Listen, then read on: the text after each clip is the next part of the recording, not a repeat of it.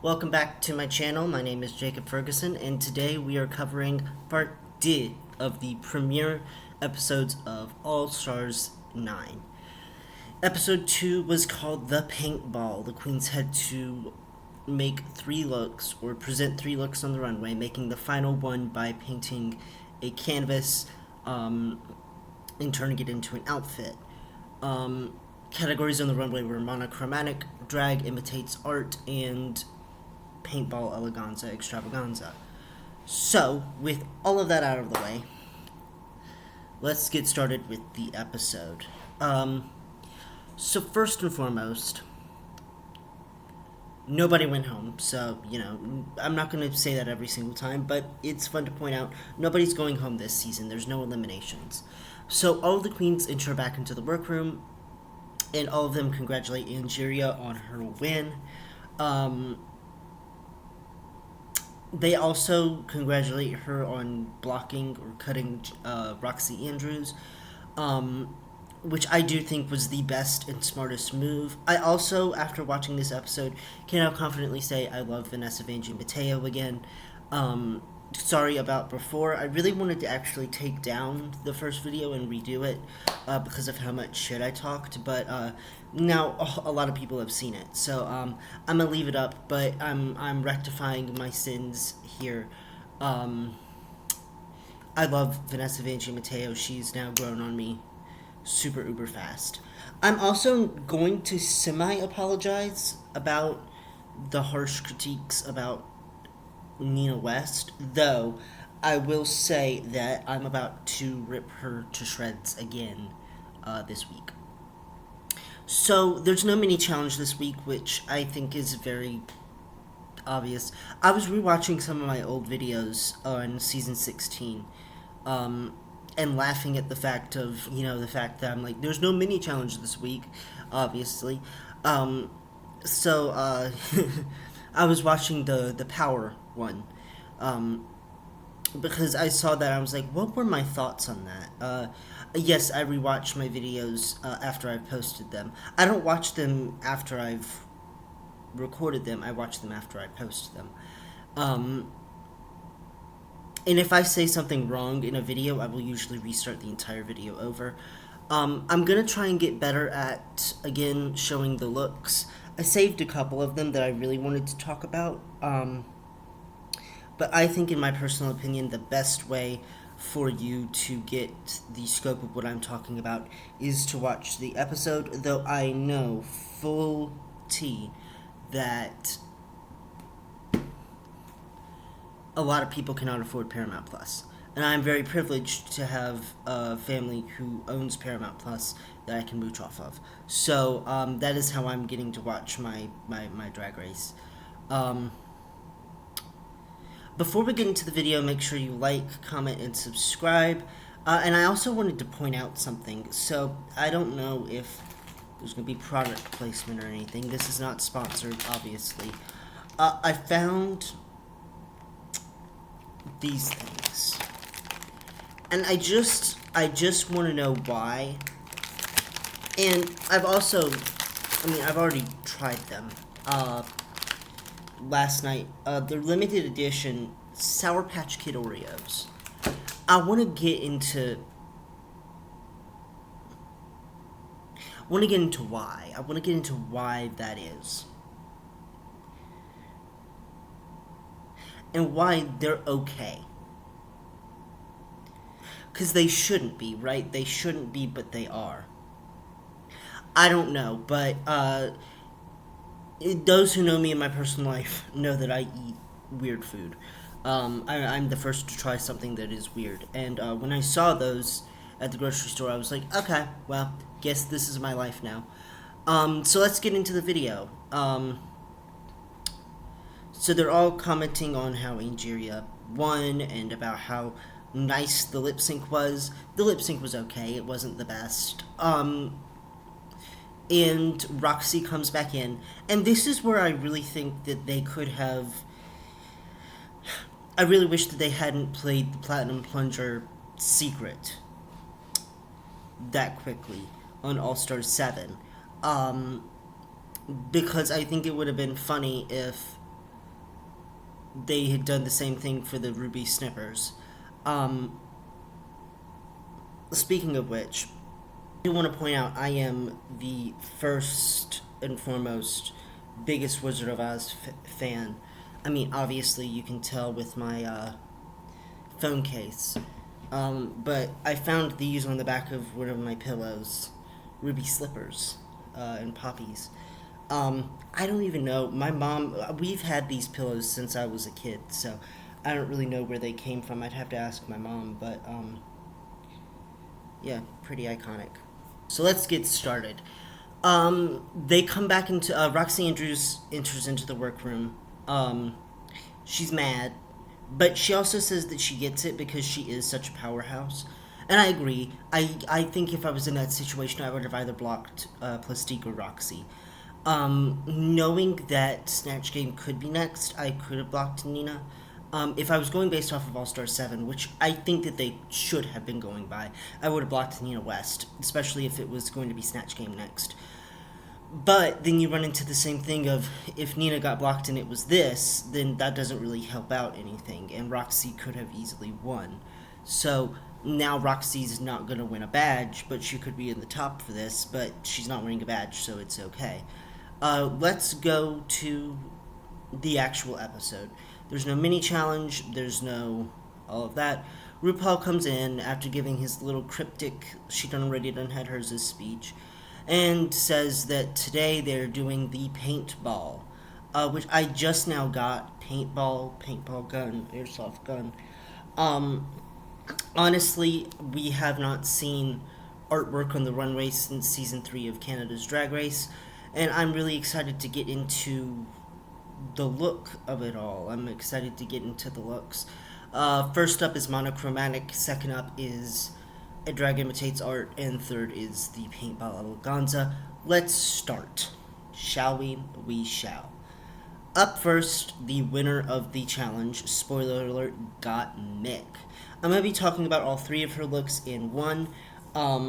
Actually, I'm going to be saving the top two for the last. Let's go to who I think was the clear bottom placement first, Nia West. Because I think Gottmik was on in Plastique were on another level of this. So let's talk about Nina West first. And hers are the ones that I saved on my phone, even though I don't want it. Also, my brother's dog. In between these. So Nina West's first look was a pink. So it was shown in the promo of the season, right? And everybody thought it was Roxy Andrews, and so everybody was living for Roxy Andrews. And then it turned out to be Nina, and everybody was like, "Oh, he is so bad." I didn't think it was that good to begin with. But let's talk about Nina West for a minute, shall we? So this is the Nina that I know. This is the always bringing up activism and all of that sort of stuff. This is the queen that I think that a lot of people expected to see back on the show. So I don't know what the first episode Nina was doing. This Nina, great. I'm sort of glad to have drag activist Nina back. Everybody's kind of annoyed with her on Twitter, saying about how, well, not only the Zionist stuff, but also the just constant referring to activism and gay and being queer and the queer agenda and all of that sort of stuff. She has done more for gay people than most of those Twitter users will ever do in their entire life. So I really when I'm looking at that, I'm like, leave her alone. I understand that she's problematic, but leave her alone. On that sort of thing. That being said, this was ugly. She and Sugarcane came from the exact same place of trying to explain their looks on the runway in their things. Instead, it's a show don't tell. She had an automatic curtain that raised up and showed her face and then raised back down. Was it needed? No, but her thing was it was me coming out and all that. I'm like, Mama, we didn't need it though. It wasn't. If you have to explain it, it's not good. And also the proportions were all wrong. It looked like Big Bird just came. It looked like Opila Bird from Garden of Banban. I could put that in the tags now. She looked a sight. I have a picture of it. Frankly, it's from far away, but like, look at that. It's Opila Bird. It just didn't do. It didn't do what it needed to do. Up next is Tom of Finland. So this was an art piece. And honestly, I'm gonna just say this. It wasn't bad. I don't think that any of the, well, okay, there was one, but I don't think any of the drag imitates art looks were inherently bad. The issue with Tom of Finland was that it was a bit basic, as well as, again, it was another story look. You know, these two had meaning stories that meant so much for the queer community, and I like that. And I think that the charity she's playing for, Trevor Project, would like that. But again, it's like, okay, why didn't you make it better? Why didn't you do something better than what it is? Because the actual art piece is beautiful.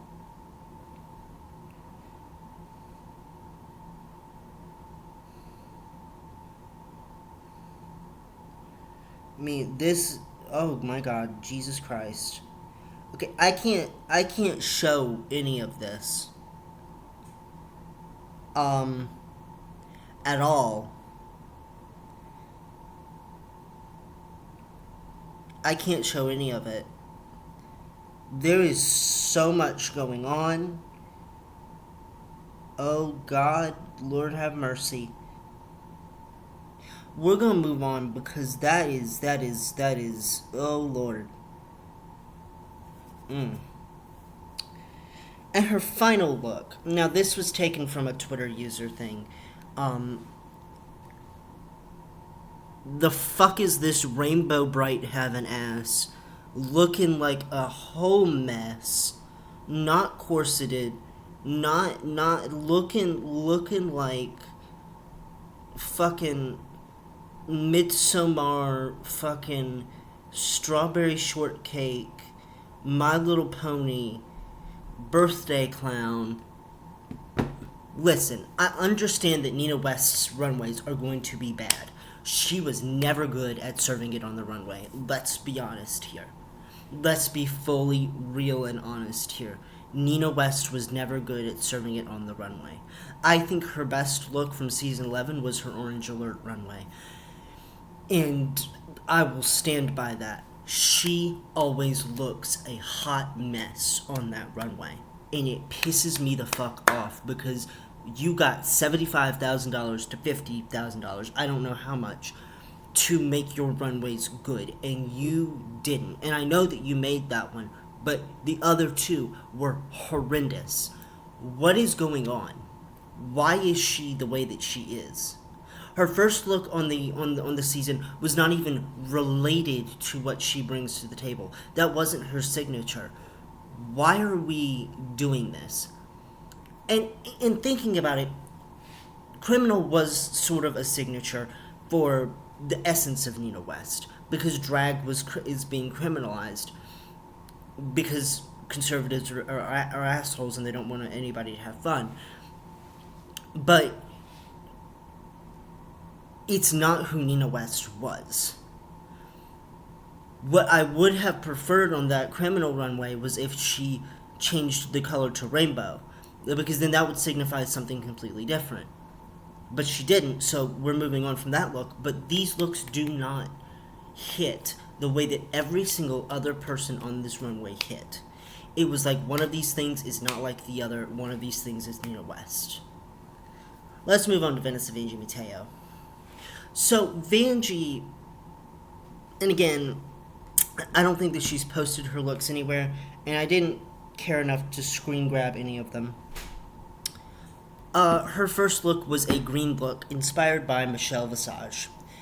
And it was so funny to see that she did this because Michelle hates green. I hate green. Green is my least favorite color. Pink is my favorite color, and green is my least favorite. So Wicked is going to be a tumultuous time for me. I don't hate it as much anymore, but Vanessa Vanjie Mateo looking like Michelle Visage, she looked great. By the way, all of Nina West's outfits were crunches. Soft cream for Tama Finland, but that's not a whole lot. This look is a cream. I like it. It was a good look. Her second look was based off of Starry Night, but not really because it didn't incorporate any of the artwork. I remember when Patty Pam Pam from Drag Race Holland, Jesus Christ, I just hit, did the painting version of it. She was in the bottom for that challenge, and lost the lip sync and went home. But I think her dress was a more accurate representation of what Starry Night was rather than Vanessa.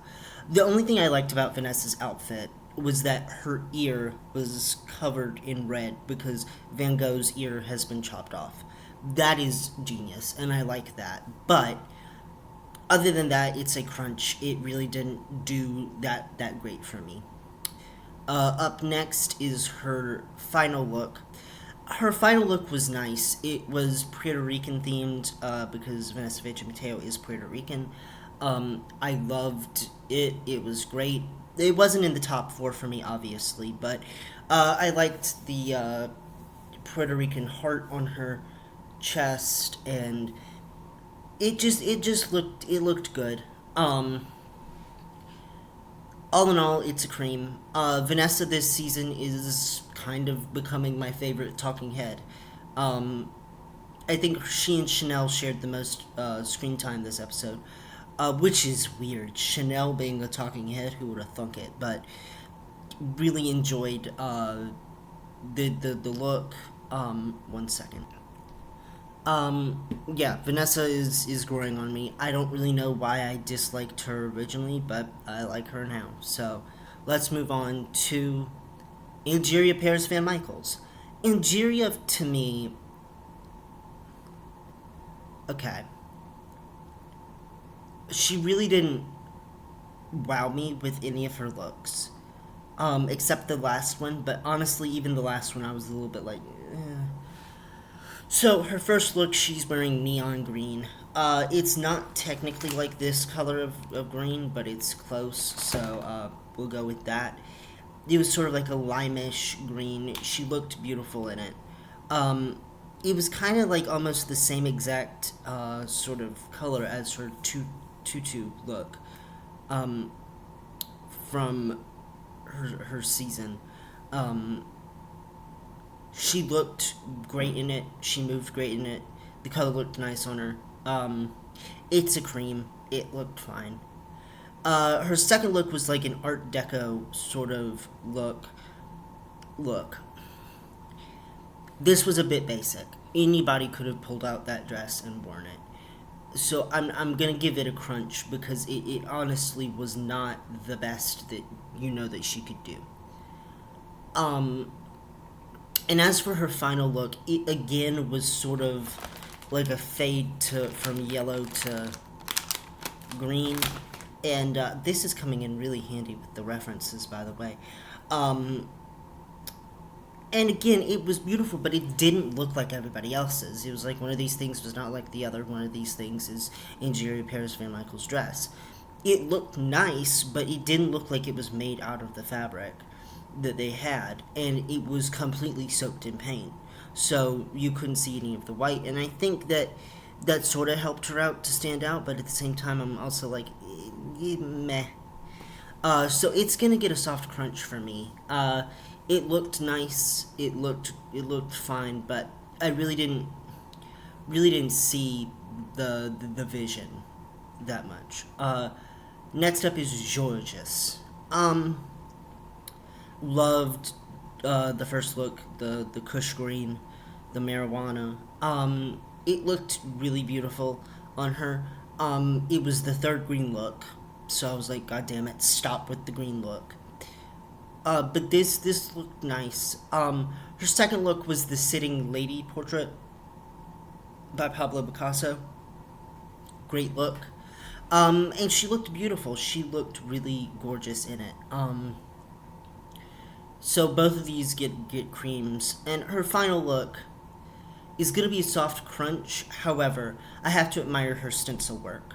The reason I'm talking so fast is I've been talking for 20 minutes, and we've barely cracked the top 4 yet. But that's because there were 24 looks that we had to get through. So I mean, y'all, they be throwing us curveballs with these ball things. So Georges's soft crunch, but the stencil work was amazing. I just wish it was finished more.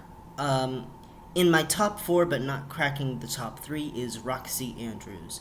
And I know that's going to be sacrilege, and I know people are going to say, no, because Chanel. But I loved Chanel. Chanel is great. She's actually one of my favorites in the ball challenge. Roxy tonight, her first look was this red braided look. It looked okay. It was opulent. She looked great, but what else do you expect for Roxy Andrews to be wearing? She looked great. Her second look was the Dolly melting clocks. Serve. This was a serve, and this is why these 4 were the top 4 for me. All of their looks served so much glamour, so much. She also referenced Monica Beverly Hills, Not a Soul Can Clock, so that's great. I loved the hat, I loved the bustier, I loved the mustache. She looked great. 10 out of 10. This is a cream for me. And her final look was also a cream, if a little bit unfinished. I liked it. It was great. I'm not trying to bash Roxy Andrews. Obviously, I can't read the doll, but I loved it. I don't know. When it came out, I wasn't wowed. I wasn't like, oh my god, this is awesome. I was like, this is great. This is what we expect. So it gets a cream. And next up is Chanel. Chanel. Her first look was probably my favorite look of the monochromatic looks. Just putting it out there. She looked beautiful. She looked amazing. She looked like a Vegas showgirl. She looked opulent. It is the cream of the crop for that look for me tonight. Her second look was also the cream of the crop for me tonight, though I do have to say that the other 2 I think were like amazing as well. My favorite painting of all time is The Wave. Is the wave, you know.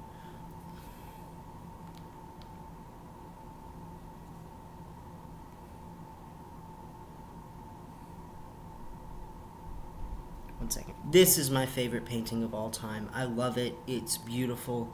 It's great. The Great Wave. This is what Chanel posted. This was beautiful. This was amazing. And Chanel, the woman that you are, I love you. She did great. It's the cream of the crop for me. I love it. And her final look was a cream. However, I agree with the judges. From here up, beautiful. And from... I have to stand up and show you. And from here down, beautiful. But from here to here, it didn't give. It was sort of cluttered. But I loved it. I loved the sort of look that she was wearing. And you know, she came a long way from her other ball challenge. She looked great. It's a cream for me. Next up is Plastique Tiara. I'm going by who actually won the lip sync, though I do have to say Plastique had the best showing of the night. Plastique's first look was a red Asian inspired look, amazing. She was giving me life with it. I always like a cultural reference on the runway because it signifies that, you know, it's culture. All of Shea Coulee's African inspired looks on All Stars 7 were beautiful, and All Stars 5. And Plastique's look here just amazing. Um, Her second look was by an Asian artist. Um, it was the polka dot look. It also looked beautiful. I sort of wish there were polka dots on the makeup. Like maybe her eye could have had like a little bit of polka dots. So when she removed the glasses, there were also polka dots on the eye. But she looked gorgeous. That is just a small nitpick. She is a cream. This final look is the cream of the crop for this sort of look. This is amazing. And I turned off the thing and had to go sit for a minute because it was this amazing. It was this cherry blossom explosion of paint, and like it was pink and white, and the hair, the updo. I can't even. This is so beautiful. I know it's like a moving image, but this is so beautiful. And also, it has like it has like it's naked, but it's also just it's gorgeous, and it's the cream of the crop tonight. So let's talk about Gottmik. So she wore the Versace collection. It was a purple Versace collection for um, the monochromatic look. It was good. It was great. Liked it. Honestly, label whore, but also, hey, if you have the connections, flaunt it. What is my hair doing? I don't know. But it was great. Loved it. Her second look was also a cream of the crop. When she walked out as the Scream, which I have a look here. I have it on my phone. I mean, it's just like get into it. It's so beautiful. She did so good tonight, and the Scream was just the perfect painting for this sort of category. Um, I loved it. It was great. Cream. And the final look, it's a cream. However, it was okay. I think that they made the right choice with her being in the top two, basing it off of the other two looks. But this look, I would put Chanel in the top two if I looked at this through a design challenge lens over Gottmik. Just in my opinion, though Gottmik did great.